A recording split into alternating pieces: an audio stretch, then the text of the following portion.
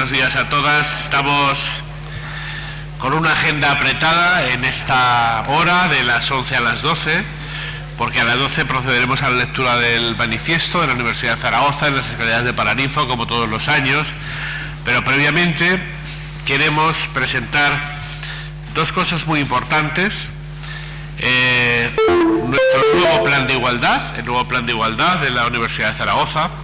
Para esto está aquí la vicerrectora de Cultura y Proyección Social, la profesora doctora Yolanda Polo, que ha sido quien ha pilotado, junto con un equipo y con la colaboración también de los representantes de los trabajadores, de los representantes sindicales que han trabajado en la elaboración de este plan, que es un plan acordado por toda la Universidad de Zaragoza y que presentará ella. Y en segundo lugar, también tenemos aquí a las responsables de un equipo, de un estudio sobre la situación de la mujer investigadora en nuestra universidad, bueno, pues reconociendo las deficiencias para poder proponer soluciones. Sin más, voy a dar la palabra a Yolanda para que proceda a presentar nuestro nuevo plan de igualdad. Muchas gracias, José Antonio. Bueno, es un placer estar aquí con todos vosotros y todas vosotras para presentar el segundo plan de igualdad, en el que la Universidad de Zaragoza lleva trabajando bastante tiempo. El primer plan de igualdad que teníamos, que se aprobó en 2016, es un plan que ya se había quedado obsoleto en algunas de sus partes y, por tanto, pensamos que teníamos que trabajar en un segundo plan. Si luego quieren que les pasemos información más detallada, porque no pueden tomar apuntes de lo que vamos a presentar, no hay ningún problema en pasarles lo mismo que estoy poniendo yo aquí. En principio, los antecedentes que teníamos es la universidad crea el Observatorio de Igualdad de Género en 2008, se aprueba el primer plan en 2018 y es en julio de 2021 cuando se constituye una comisión técnica, una comisión donde estaban los representantes sindicales y los representantes y la Universidad de Zaragoza, para elaborar un diagnóstico de situación y ver un poco por dónde empezábamos a plantear el segundo plan de igualdad.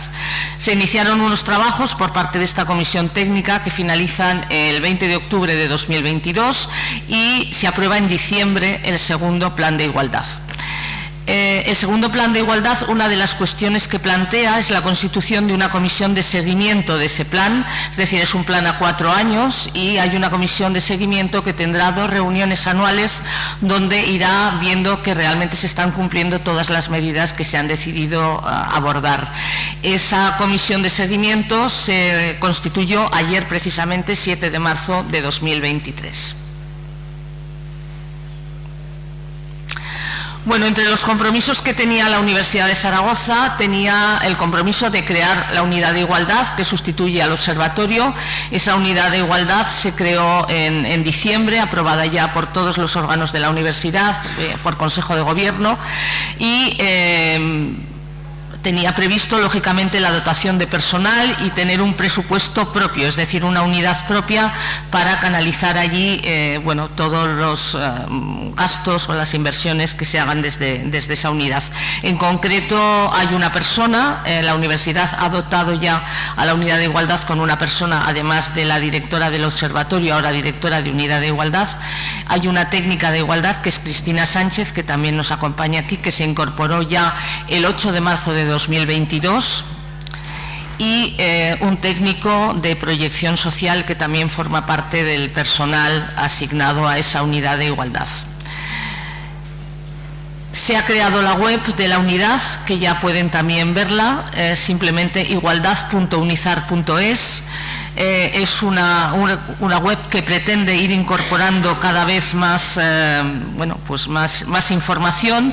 De momento estamos trasvasando la información que teníamos en el antiguo observatorio y actualizando todo lo que tiene que ver con este segundo plan. Bueno, el plan que hemos planteado es un plan mucho más ambicioso que el de 2016, lógicamente.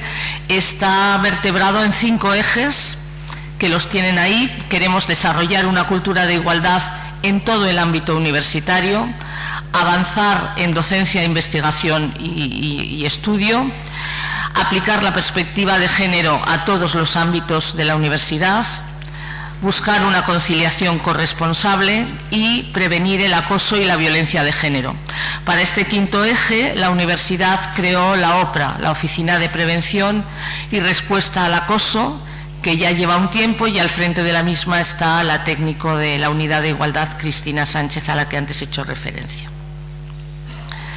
Bien, dentro de estos 5 ejes, que por eso digo que si quieren luego les podemos pasar la información más detallada, el primero, en desarrollar esa cultura de igualdad, busca fundamentalmente identificar la normativa universitaria. Queremos, de hecho ya se ha hecho, encargar una guía sobre el lenguaje inclusivo y sobre todo crear espacios de encuentro, que nos parece muy importante, y visibilizar las campañas de igualdad. Luego les comentaré, hace unos días encargamos a varias diseñadoras la creación de una campaña de igualdad para presentar tanto la unidad como la OPRA, y desde este viernes va a haber un punto violeta, luego les facilitaré la información, en el campus San Francisco, junto al mercado agroalimentario. Saben que el mercado agroalimentario lo tenemos todos los viernes por la mañana. Bueno, pues a partir de este próximo viernes, el día 10, habrá también un stand con información de todas las medidas que se están haciendo en la universidad, visibilizando fundamentalmente la unidad de igualdad y también la OPRA, como decía. Bueno, el segundo, el eje 1 terminaría incorporando nombres de mujeres universitarias. Ya saben que creamos ya hace unos 3-4 años la web pionera sunizar.es, donde vamos colgando, es una web completamente dinámica, donde vamos colgando información de las primeras mujeres que estudiaron en nuestra universidad, desde aproximadamente los años 20 hasta, estamos llegando ahora, creo que vamos por el año 34-35, pero todos los centros, todas las facultades de esta universidad están especialmente sensibilizadas. Yo vengo ahora, por ejemplo, de un acto de la Facultad de Economía y Empresa, donde se han presentado también mujeres economistas, mujeres que ganaron el premio Nobel, porque nos parece muy relevante que sobre todo los jóvenes y todas las personas puedan conocer y puedan tener referentes importantes en materia de mujeres universitarias que realmente, bueno, están trabajando duramente y no estaban visibilizadas en ningún caso.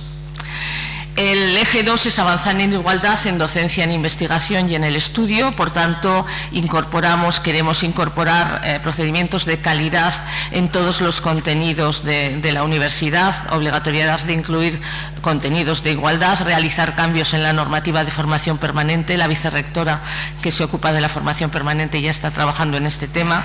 Establecer un reconocimiento a los trabajos fin de grado y fin de máster que trabajen la perspectiva de género y poner en marcha las comisiones de igualdad de los distintos centros. Ahora cada centro de la Universidad de Zaragoza tiene un o una representante de igualdad. En el caso que nos ocupa ahora, a partir de la presentación del plan, las próximas semanas nos reuniremos con todos ellos para poner en marcha lo que serán las distintas comisiones de igualdad. El eje 3 quiere, bueno, pues utilizar sobre todo el lenguaje inclusivo en todos los planes que tenga la universidad, impartir formación continuada sobre planes de igualdad. Ya se ha hecho al equipo de gobierno de la universidad, tanto al rector como a los diferentes miembros de ese consejo de dirección y a todas las personas que ocupan cargos unipersonales. Aplicar un manual inclusivo a la tipología de puestos de la RPT, también para todos los trabajadores, y garantizar la paridad en todas las normativas universitarias.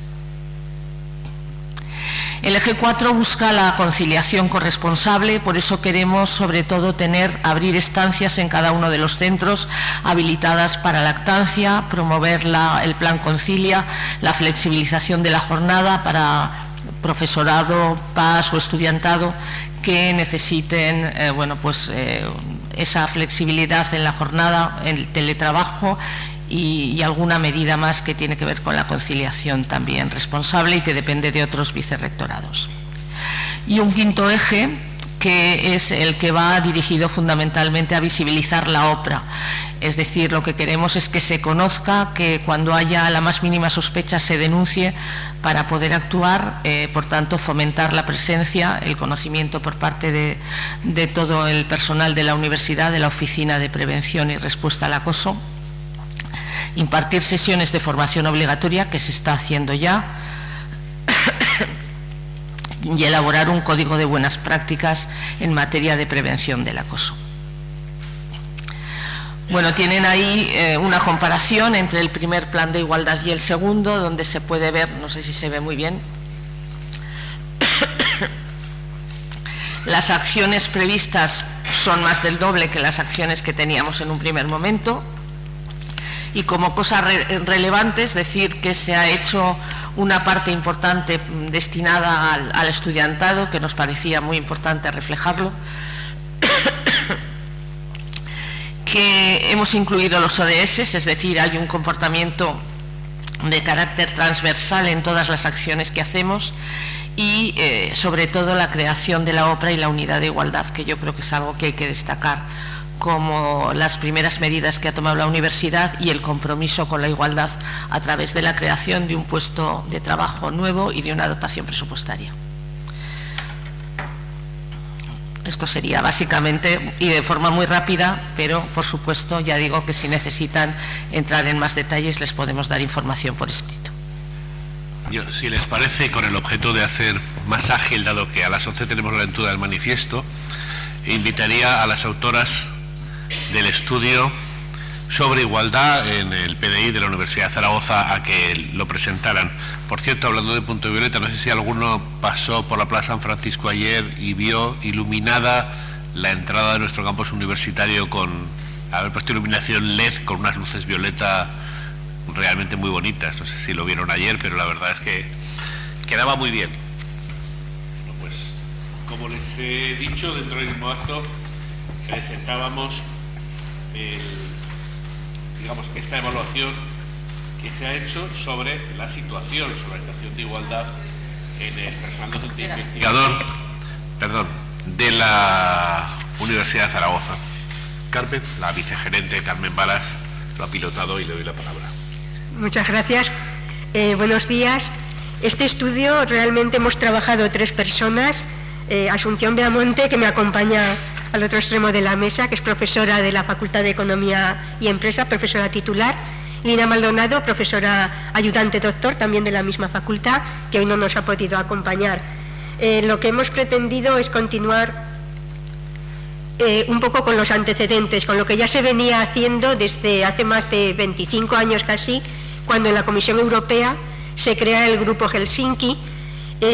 La misión de este grupo era recopilar datos sobre la situación real de la mujer en la investigación y poder detectar posibles brechas de género. Ya se hablaba en aquella época.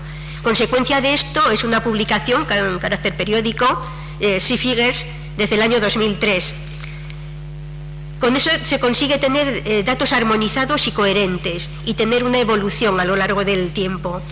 Con Horizonte Europa, en 2021-2027, lo que antes era un recopilatorio de datos, ahora se convierte ya en un mandato político. La igualdad es un mandato político. Hay que hacer planes de igualdad en todas las entidades y fomentar el equilibrio. España también sigue la misma ruta que sigue Europa. El Observatorio de Igualdad de Oportunidades se crea en el año 2000, la Unidad Mujer y Ciencia en el 2005, primeras publicaciones en 2007, luego ya con carácter periódico científicas en cifras, vamos por la 6ª edición en el año 2021. Y como habéis visto, la Universidad de Zaragoza también ha seguido este camino. El Observatorio de Igualdad se creó en el 2008, el primer Plan de Igualdad 2016, ahora nos acaban de presentar este segundo Plan de Igualdad.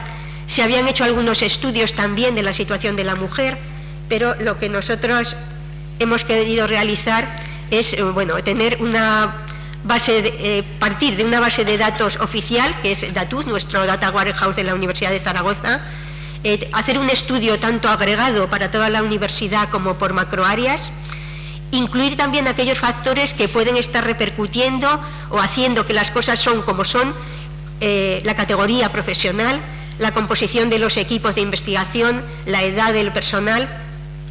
Hemos estudiado los datos desde el año 2000 y hasta el año 2020. El estudio son 3 grandes bloques. El primer bloque queríamos saber cuál era el mapa del personal docente e investigador de la universidad, cuál es la estructura. En el segundo apartado ya estudiábamos las distintas actividades de investigación y terminábamos por fin con una encuesta. Queríamos saber no solo lo que nos dan los datos, sino lo que opinan nuestros investigadores. Bueno, el contenido, como veis, bueno, la primera parte, todo lo que se refiere al PDI de la Universidad de Zaragoza.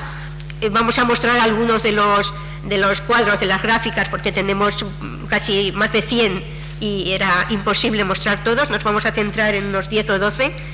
Hemos estudiado también la carrera profesional, cómo es la promoción de hombres y mujeres, cargos unipersonales, la docencia, dirección de tesis, los sexenios, los grupos de investigación, el liderazgo en los grupos, la participación, la composición de estos grupos, el tema de las publicaciones, tanto libros como artículos, participación y liderazgo de proyectos de las distintas modalidades, tanto con empresa como de investigación básica, las tasas de éxito de las convocatorias y finalmente la encuesta que os he comentado de los investigadores.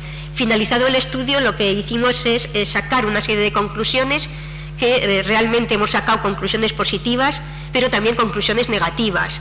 Es decir, después de 25 años es evidente que sigue habiendo brecha, que sigue habiendo desigualdad y que siguen siendo necesarios estos estudios. El primer cuadro que os vamos a mostrar es cómo es la distribución.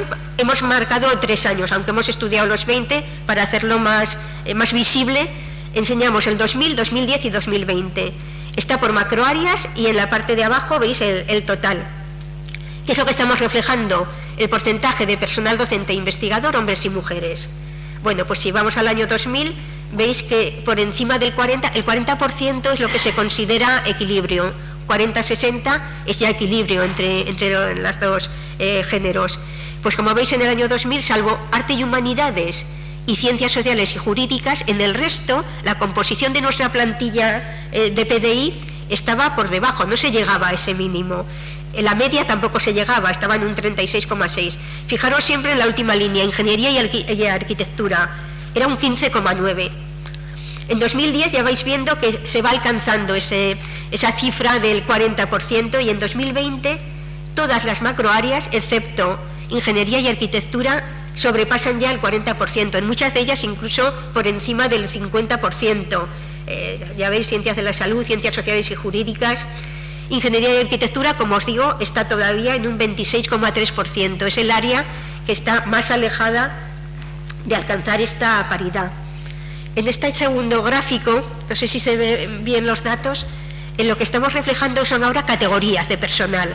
Dentro de la plantilla del PDI hay distintas categorías. Las dos más elevadas sería titular de universidad, que está marcado en verde abajo, y la superior, catedrático de universidad. Y bueno, aquí lo que se ve claramente es que en el año 2000, ya veis que catedráticas había solamente un 11%, frente a titulares un 32%, aún más. En el resto de categorías ya veis que estaba más o menos equilibrado, salvo en esas dos. En el año 2010 ya titulares de universidad han llegado a superar el 40%, no así los catedráticos, un 16,2%. Y estamos 20 años después, en el año 2020, donde en titulares se ha alcanzado la paridad, pero en catedráticos seguimos todavía en una cifra que ni siquiera se alcanza el 30%. Estamos en un 24,7%. Cuando la media de participación en todas las escalas es de un 47,5%. Esto está medido y habréis oído hablar del efecto tijera. ¿Qué es el efecto tijera? Realmente es hacer una comparativa entre los primeros estadios, digamos, las primeras fases de la investigación, que sería el personal investigador en formación, los predoctorales, siguiendo toda la carrera que puede haber dentro del PDI y acabando por la máxima categoría de catedrático. Os hemos puesto el 2010 arriba y el 2020 abajo. El efecto tijera significa que en los puestos más bajos hay equilibrio, no hay ningún problema. Llegamos a profesor titular y se empieza a separar. Y llegamos a catedrático y es cuando esas dos líneas más se separan. Esto es el efecto tijera. Ya veis que en 2010 es evidente, pero es que en 2020 también, un poquito menos, pero sigue siendo evidente. Y esto está medido además. El techo de cristal. El techo de cristal es ese conjunto de obstáculos artificiales o de barreras invisibles que impiden que las mujeres estén llegando a los puestos superiores en el organigrama de una empresa, de una entidad, independientemente del ámbito. Esta es una definición que dio este Instituto de Igualdad Europeo. Y está medido, como os digo, está medido con un índice, el índice de techo de cristal, el GCI en las siglas en inglés. ¿Qué es lo que nos mide este índice? Nos mide precisamente la relación entre la proporción de mujeres en el total del organigrama y las mujeres que hay en los puestos superiores. Eso quiere decir que cuando ese índice es un 1, hay equilibrio, no hay problema, la mujer está totalmente representada en los puestos superiores, al igual que en el resto de la plantilla, y cuando supera 1, no existe equilibrio. Hay algunos datos que hemos conseguido de estas estadísticas que os he dicho, de estas publicaciones en Europa. En el año 2015 estaba en 1,6 en general de todos los países europeos, de la Unión Europea, Europa y los 27. En el 2018 había bajado a 1,5, o sea, se van consiguiendo ventajas. En España está un poquito más alto, estaba en 1,87 y en el 2018 1,7. Y en la Universidad de Zaragoza ya podéis ver que en el 2010 era súper elevado, era 2,41. Se ha avanzado muchísimo en estos 10 años, hasta llegar a 1,77. Muy similar al que hay en España, pero aún así hay que seguir hablando de esta brecha. Sigue existiendo brecha, sigue existiendo techo de cristal. Hemos analizado también, entre otros datos, cuál es el tiempo de promoción de una categoría a otra, y nos vamos a centrar solo en la promoción a titular universitario. Sobre todo queríamos ver cómo influye la maternidad y la paternidad. Por eso tendríamos que coger unas categorías que estuvieran entre esos años donde pueden estar. Catedrático no nos servía porque son ya edades más avanzadas, y lo que os vamos a mostrar es precisamente esto: el tipo de promoción a titular. Bueno, como veis, hemos analizado para las personas que no han tenido hijos en ningún momento hasta promocionar. La mujer tarda menos en promocionar que el hombre. Empiezan a tener hijos durante la promoción. Pues bueno, para nuestra sorpresa, el hombre tarda menos en promocionar cuando se han tenido hijos antes de la promoción. La mujer ya va tardando más. Y cuando se tienen hijos durante la promoción, tanto hombre como mujer tardan más en promocionar, pero si os dais cuenta, la mujer incrementa el tiempo en un 75%. El hombre también, pero solo un 37%. Bueno, la verdad es que esto nos resultó muy visible, porque siempre lo habíamos dicho, influye, sí que influye, pero ¿en cuánto? Pues bueno, por lo menos ya tenemos una cifra. Sabemos que un 75% va a afectar. ¿Cómo afecta esto? Lógicamente va a afectar en el liderazgo, lógicamente va a afectar en el currículum, lógicamente va a afectar en toda la trayectoria de la mujer investigadora. El segundo bloque que os había dicho son ya las actividades de investigación. Vamos a empezar por los grupos. Y lo primero que hemos mirado es por macroáreas, como os he dicho, estudiamos tanto a nivel global, tanto agregado, que serían los datos de abajo. Los grupos los hemos indicado cada 3 años, puesto que los reconocimientos ahora son por 3 años, y hemos hecho el estudio del 2005 al 2007, 2014-2016 y 2020-2022. Bueno, pues si veis ya, incluso en los primeros años, había equidad en lo que es la participación en los grupos. Estaba un 40,8% la participación de mujeres, sube al 45% en segundo periodo considerado, ahora está en un 45,4%, salvo en un área, la que os digo siempre que os fijéis, la última, ingeniería y arquitectura, ni siquiera se llega al 30%. Esto nos puede hacer pensar que, bueno, tanto hablar de que no hay igualdad, pero aquí se ve que parece que sí, pero vamos a hacer otra gráfica y vamos a ver qué mujeres son las que están liderando, no las que están participando, sino quiénes lideran. Bueno, pues ya veis que ha cambiado mucho. En el global de la universidad, la línea de abajo, en el 2005-2007 solamente un 17% de mujeres lideraban grupos. Se ha subido mucho, se ha subido 9 puntos, pero estamos en un 26,5%, ni siquiera se llega a un 30%. Y si recordáis un poco las cifras iniciales, el porcentaje de catedráticas era muy similar a esta cifra. Al final os daremos otro dato que nos hace encajar mucho más las cifras. En el resto de macroáreas, pues la verdad es que, como veis, ninguna está llegando al 40%, aunque sí que hay que destacar ciencias sociales y jurídicas, ya veis que está despegando y que está ya muy próxima a ese 40%. Quisimos ver también qué pasa con los grupos, cuando lidera un hombre o cuando lidera una mujer, cuál es la composición. Entonces, bueno, aquí lo tenéis. En los mismos periodos de tiempo, si nos centramos en el 2005-2007, cuando lidera un hombre, el porcentaje de mujeres en los grupos es solo del 32%, hay mayoría de hombres. Y cuando lidera una mujer es justo lo contrario, hay mayoría de mujeres. Se va equilibrando en el siguiente, cuando lidera mujer se va equilibrando, no así cuando lidera un hombre, que sigue estando en un 37-62, aunque ha aumentado un poquito. Y en el 2020 sigue la misma tendencia, hay equilibrio cuando lidera una mujer, pero hay desequilibrio cuando el líder es un hombre. Estos son medias, en términos generales. ¿Cuál es la categoría profesional de nuestros líderes de grupos? ¿Por qué está pasando esto? Pues ya veis que cuando está liderando un hombre, la mayoría son catedráticos de universidad. Lógicamente, hay mucho mayor porcentaje, como hemos visto en los primeros cuadros. Y cuando lidera una mujer, pues ya veis que la barra que destaca es la de titular de universidad, porque hay muy pocas catedráticas, por tanto están liderando siendo titulares, pero en mucho menor porcentaje, como hemos visto al comienzo. Otro segundo bloque de estudio serían las publicaciones. Aquí lo hemos agrupado cada 10 años. El primer bloque sería del 2000 al 2009, por cuartiles. Ya sabéis la repercusión que puede tener la revista, y también por macroáreas y por totales. Pues bueno, si veis, sí que ha mejorado la situación de la mujer en estos dos grandes apartados. En ciencias de un 29 se ha pasado a un 34, en ciencias de la salud de un 32 a un 42, ciencias sociales y jurídicas ha aumentado un poquito también, ingeniería y arquitectura también de un 24,8 a un 28,4, arte y humanidades es verdad que no aumenta, está muy similar, ha aumentado según qué cuartiles, pero no en todos.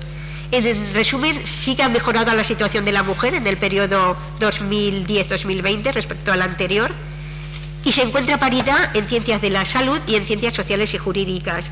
Como os he dicho, han mejorado en ciencias y en ingeniería y arquitectura. El tercer bloque que hemos estudiado son qué pasa en los proyectos de investigación. Los proyectos de investigación son diferentes a los grupos. Los grupos es donde se juntan todos esos investigadores. Hay 170 grupos en este momento, donde están los 3.000 investigadores y lidera uno de ellos. Y los proyectos surgen ya de un investigador o una investigadora que tiene una idea y se presenta a una convocatoria. Y esa misma persona busca a su grupo, pero ya son diferentes a lo que es un grupo de investigación. Y aquí, ¿qué es lo que estamos viendo? Estamos viendo ya IPs, no participación, sino IPs. Se mantiene estable el porcentaje de IPs de 2000 a 2010, como estáis viendo en casi todas, y sufre un crecimiento muy notable del 2010 al 2020. Mirad que además en algunas de estas macroáreas, en arte y humanidades, en ciencias y en ciencias de la salud, se está duplicando o incluso triplicando de los valores que teníamos de investigadoras en los años anteriores. Y además se alcanza la paridad, es decir, en el liderazgo de proyectos de investigación nacionales y autonómicos de investigación básica, no hablamos con empresa, sí que se alcanza la paridad en términos generales. En ciencias sociales y jurídicas y en ingeniería y arquitectura sí que ha habido mejora, como podéis ver que está subiendo un poquito, pero todavía no hay paridad, no se alcanza ese 40%. Pasamos ahora a otro bloque que sería la investigación con empresas y no competitiva, es decir, no están accediendo a una convocatoria, sino que a través de una empresa que solicita o que requiere algún servicio de nuestra universidad, se firman contratos, se firman convenios. Entonces aquí los mejores datos, como veis, nos los proporciona ciencias. Está incluso por encima del 50% del liderazgo de la mujer investigadora en proyectos con empresas. Le sigue a continuación arte y humanidades y ciencias de la salud, alrededor del 30%. Y en ingeniería y arquitectura sí que ha crecido en todos los instantes que estamos estudiando, pero todavía por debajo de ese 20%.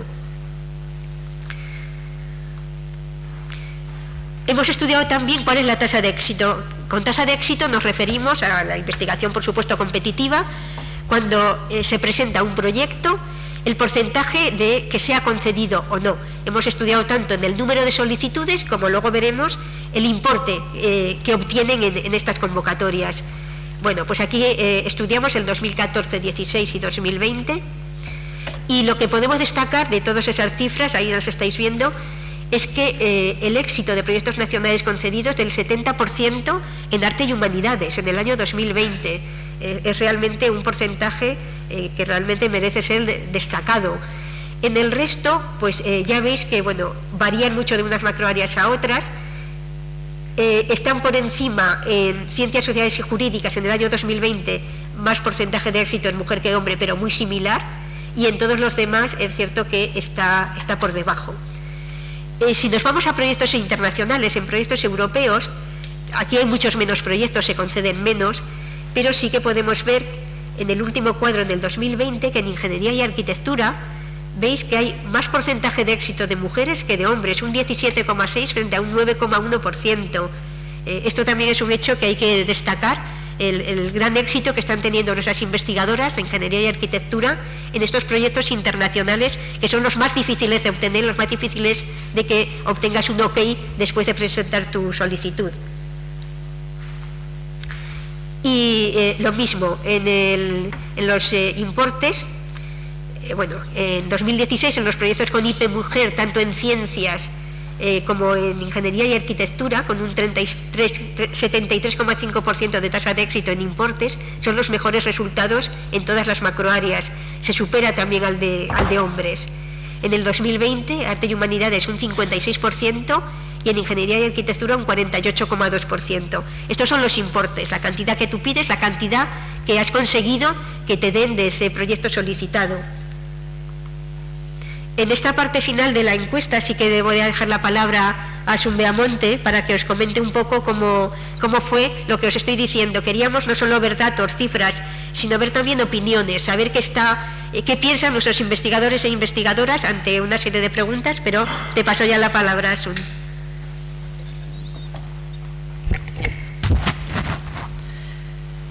Buenos días. Bueno, yo voy a referirme brevemente a esta encuesta que se lanzó a todos los, bueno, se muestreó a investigadores que pertenecen a grupos de investigación reconocidos. Tuvo una tasa de respuesta por encima del 30%, que es bastante inusual, pero desde luego al no alcanzar el 100% no se pueden inferir resultados del colectivo completo, pero sí que nos da una idea de las tendencias, una idea bastante clara de por dónde están las opiniones y los sentires de los investigadores y las investigadoras, si es que se puede decir así. Es interesante, las preguntas, hubo preguntas, casi todas fueron cerradas, era una encuesta breve para facilitar la respuesta, y algunas respuestas fueron abiertas, en la que tuvieron libertad para expresar mejor lo que ellos pensaban, los investigadores. Sí que ha resultado curioso que algunas de las respuestas eran comunes y no era relevante el género del investigador, pero hubo algunas otras en las que sí hubo muchas diferencias muy importantes entre las respuestas de investigadores y de investigadoras. Las preguntas fueron 14 preguntas cerradas. Aquí hay alguna en esta transparencia, pues que sobre todo que es importante para ser IP. Era muy importante en esta encuesta saber qué es lo que los investigadores opinan que un investigador principal debe de tener, qué características. Bueno, pues es muy importante la categoría profesional, es muy importante el currículum, en algunos casos resultaba importante la tradición a la hora de ser IP, en fin, había bastantes respuestas sobre este sentido. Aquí realmente es que las transparencias hemos puesto muy poco por no detallarlo todo, pero sí que un poco para mostrar lo que comentaba antes de las diferencias. Carmen, si puedes pasar por favor la siguiente. Por ejemplo, aquí lo que se ve, considera que los investigadores tienen más facilidades que las investigadoras para acceder a puestos de liderazgo en los grupos. Bueno, pues la respuesta de las mujeres, que es la que aparece a la izquierda, dicen que no poco más de un 40% de las mujeres, pero dicen que sí, que los investigadores tienen muchas más facilidades o más facilidades que las investigadoras para ser IP. Esto, si ahora miramos las respuestas de los hombres, nos podemos dar cuenta de que se invierten. Es decir, los hombres piensan que bajo ningún concepto tienen los hombres más facilidades que las mujeres para ser IP, y eso nos está indicando que el sentir no es el mismo. La percepción que tienen los investigadores y las investigadoras para llegar a ser IP, cuáles son las facilidades, no tienen nada que ver unas con otras. Las preguntas de respuesta abierta fueron de un gran interés. Pensamos que pueden ayudar a detectar lo que entienden que son las posibles soluciones o las orientaciones que podrían llevar en su momento las decisiones que la universidad tome para intentar que esta brecha de género, sobre todo en cuanto al liderazgo de los grupos de investigación, para que pueda disminuir con el tiempo. Pero quiero dejar muy claro que esta encuesta no se puede inferir, no podemos inferir los resultados al total de los investigadores, aunque la tasa de respuesta fue bastante importante. Sí, bueno, hemos estado un año, yo creo, con este estudio, y cuando lo finalizamos sí que queríamos tener una visión general, tener unas conclusiones, y queríamos tener una parte positiva, a pesar de que habíamos llegado a la conclusión de que seguía habiendo brecha, que seguía habiendo puntos negativos, pero queríamos tener, pues bueno, ese equilibrio y ver también lo que también es evidente, ha habido mejora, efectivamente. Presentamos ahora 7 puntos positivos y 7 puntos negativos. Entre los positivos, bueno, lo que hemos visto, la presencia de la mujer en el colectivo del personal docente e investigador está equilibrada, con un 46,5%. Ciencias sociales y jurídicas es la macroárea que tiene un mayor porcentaje de mujeres en la categoría de catedrático de universidad, con un 33%. Ha incrementado casi 28 puntos en 20 años, esto es muy destacable. ¿Y cómo se ha reflejado esto? Pues se ha reflejado también en el mayor porcentaje de mujeres que lideran grupos de investigación en esta macroárea, con un 36%. Es evidente lo que comentaba ahora también Asun de la encuesta, cómo queda reflejado y cómo se junta un poco la realidad con las opiniones.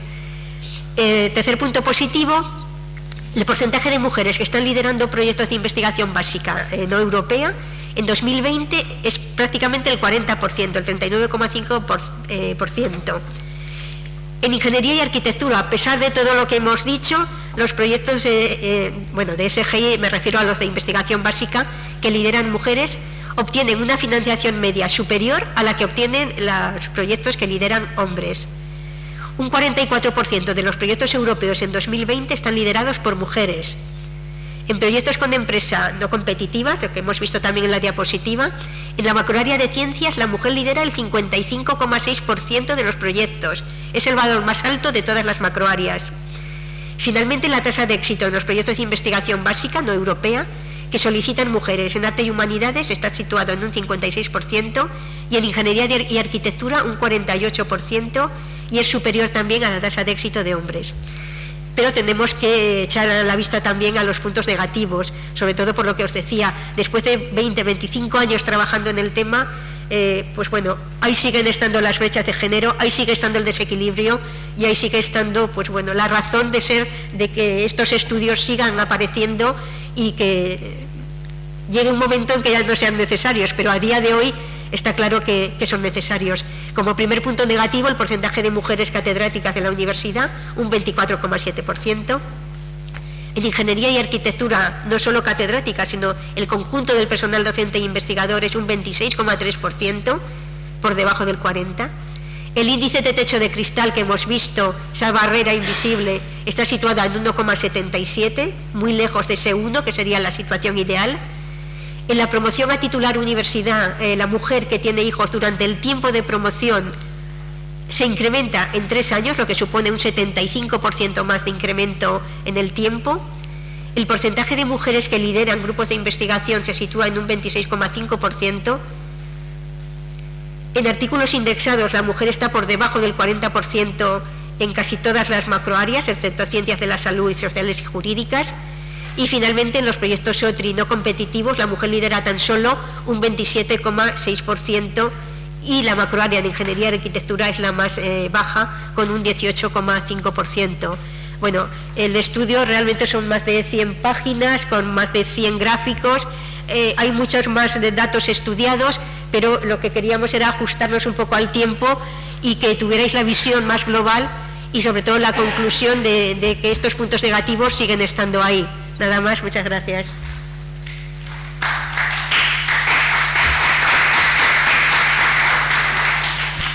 Bueno, muchísimas gracias por el fabuloso trabajo, tanto a la gente que ha trabajado en el nuevo Plan de Igualdad como este estudio sobre la investigación y la mujer en nuestra universidad. Es decir, que a las 12 menos 5, faltan poco más de 10 minutos, cortaremos porque se leerá el manifiesto elaborado por la Red de Unidades de Igualdad de Género para la Excelencia Universitaria, RUIGEU, de la que formamos parte, y será a cargo de un estudiante del grado de Magisterio en Educación Primaria, Azahara Hafidi, y también guardaremos un minuto de silencio por el asesinato de María del Carmen Fernández en Villanueva del Gallego. Yo voy a decir muy poco. Como ustedes saben, hace un tiempo presentamos un estudio sobre la sensación de los estudiantes de la Universidad de Zaragoza y decían que era un espacio de más respeto y más seguridad que el entorno externo. En buena parte será consecuencia de todos nuestros trabajos en el anterior Plan de Igualdad y en el ámbito LGTBIQ+, que estamos trabajando desde hace tiempo, y seguramente esto se refleja, pero evidentemente, aunque esa sensación era buena, no era absolutamente buena. Es decir, el nuevo Plan de Igualdad sigue siendo necesario porque hasta que no se alcance el 100% de éxito no está salvado el problema. Por eso se ha hecho este trabajo, a pesar de que la situación es considerada mejor que fuera de la universidad. Mejor que fuera de la universidad no es una situación excelente. Excelente tendría que ser el resultado. Y es un plan vivo, es decir, está pactado, tiene una duración de 4 años, pero si dentro de un año se observa un problema o dentro de unos meses que requiera de una revisión del plan, por eso hay una comisión de seguimiento y esa comisión de seguimiento lo mejorará en el ámbito que se ha destacado. En cuanto a la investigación, fíjense que esto son datos, entonces su obligación es sacar conclusiones, pero un científico experimental no se resiste a plantear hipótesis de trabajo cuando tiene los datos. ¿Qué hipótesis de trabajo tenemos? Una muy fácil.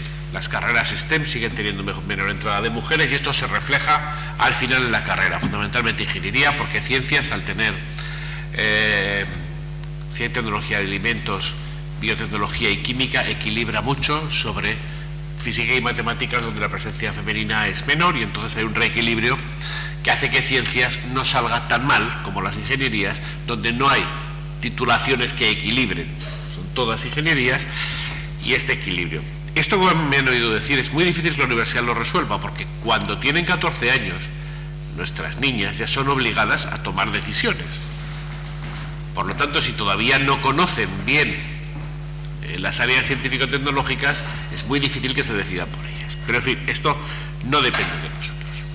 Por otra parte, es evidente que aunque vamos corrigiendo poco a poco, la maternidad sigue castigando a la mujer por encima del hombre.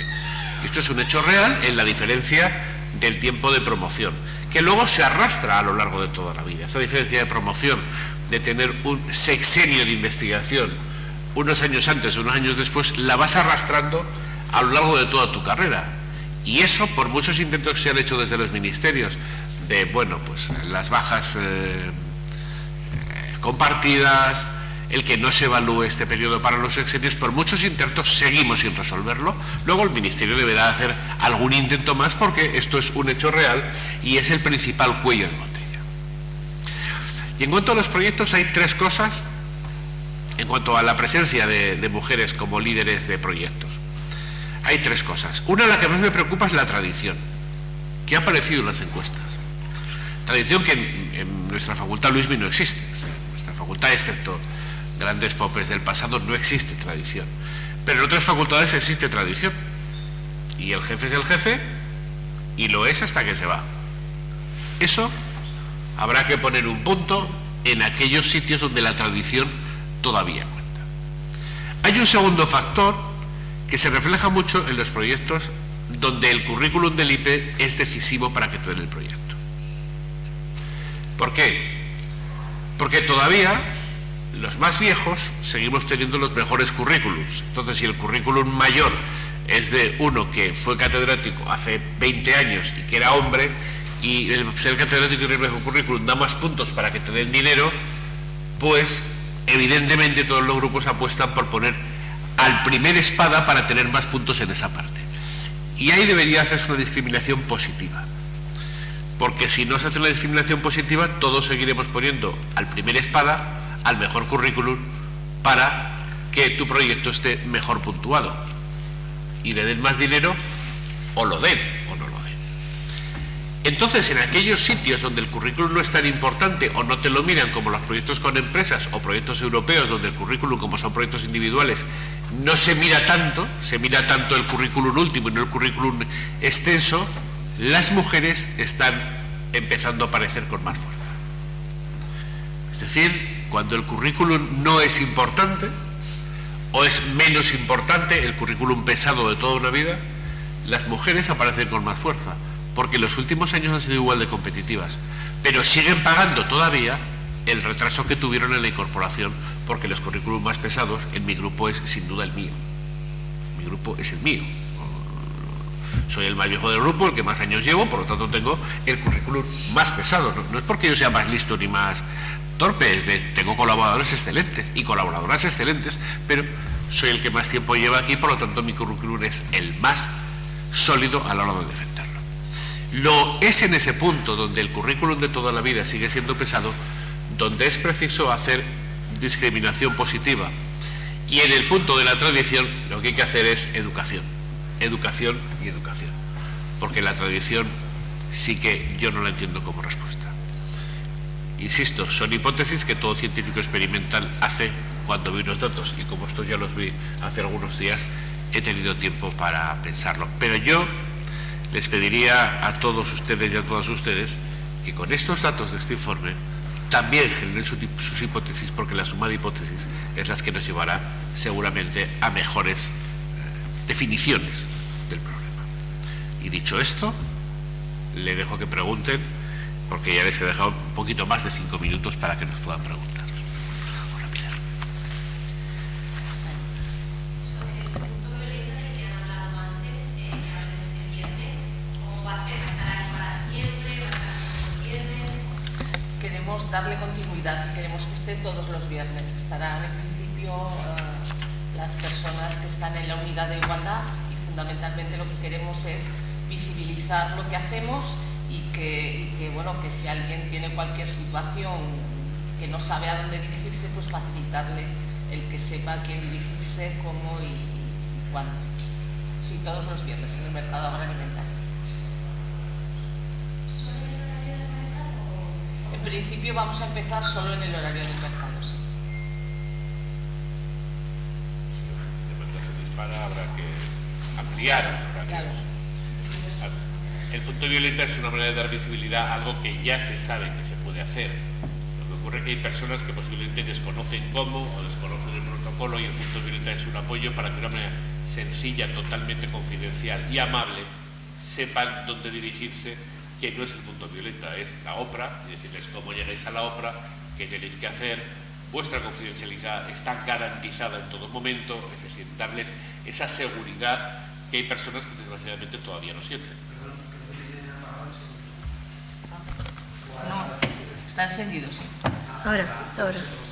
No sé, yo veo el punto rojo ahora. Bueno, Ahora sí. Repito, la idea del punto violeta es dar un punto amable para que aquella gente que no siente confianza en acudir a la OPRA se revista de la confianza necesaria para acudir a exponer sus problemas. Empezamos así, pero si vemos que la demanda es muy grande, evidentemente no nos quedaremos ahí. La OPRA está ahora, por si no lo conocéis, está ahora en la residencia de profesores, ¿eh? Y bueno, pues parece que hay personas que no la localizan fácilmente, entonces nos parece muy importante sacarlo para que todos sepan dónde tienen que acudir. y por eso hemos hecho también la campaña, que yo creo que va a llamar bastante más la atención, que bueno, campaña de Plan de Igualdad y campaña de Punto Violeta, para que realmente lo identifiquemos todos y sepamos dónde está. Sí, ahora de la discriminación positiva, diciendo que han presentado este plan de igualdad, no sé qué más tendría la universidad pues, para cambiar estos criterios y si es algo que se va a tener en cuenta pues, en esas reuniones de las comisiones que se van a hacer del plan de igualdad. Pues tiene capacidad de influir en 3 ámbitos. En los proyectos nacionales a través de CRUE, en los grupos de la DGA ya se ha hecho, ya se ha introducido la discriminación positiva a los grupos liderados por mujeres, y luego en nuestros proyectos propios también la vamos a incluir. Es decir, en los ámbitos próximos que tenemos más capacidad de influencia, la incluimos. En aquellos ámbitos alejados lo que podemos hacer es plantearlo, pero la decisión es del Boletín Oficial del Estado.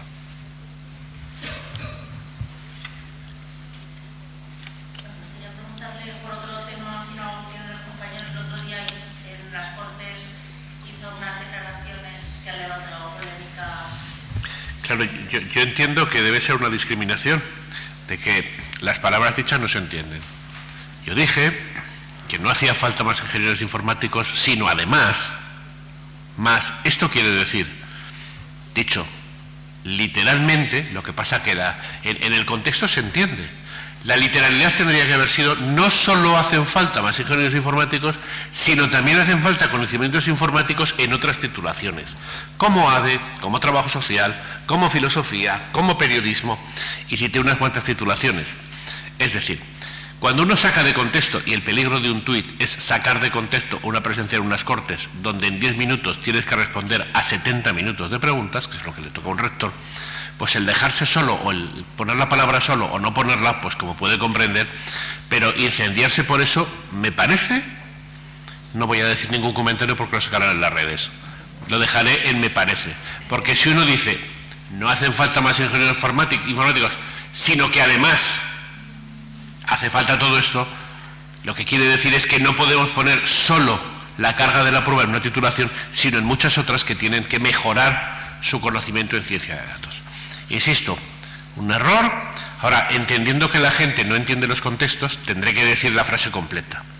No solo hacen falta más ingenieros informáticos, sino también hace falta más gente que tenga conocimientos de informática y ciencia de datos en otras profesiones, como así nos está pidiendo la COE, porque lo que yo dije es trasladar lo que nos pidió la COE. Sí, bien, más ingenieros informáticos, pero queremos gente que sepa marketing e informática, periodismo e informática, trabajo social e informática, médicos que se manejen con la inteligencia artificial. Es decir, las empresas quieren que esto, la tecnología, permee a todas las profesiones. Entonces, esto es lo único que dije. Es cierto que hubo una persona que incendió las redes y que a partir de esta persona, frecuente en las redes, por cierto, ha tratado de incendiar a todo lo demás. Como ven, no he querido entrar a este trapo porque me parece que si uno entiende el contexto, es claramente entendible que lo que se dice es que lo que ellos saben tienen que ser capaces de trasladarlo a más ámbitos. Fíjese el éxito que tiene la doble titulación ADE, Ingeniería Informática en Teruel. ¿Por qué se puso? Porque nos lo pidió COE Teruel. Necesitamos gente que tenga conocimientos de empresa y que tenga conocimientos de informática. Porque ahora la gestión de una empresa necesita trabajar con la inteligencia artificial. Nos guste más o nos guste menos. Bueno, yo espero que esto, si lo publican, aclare definitivamente este mal entendido, que no quiero sospechar que esté hecho con mala voluntad.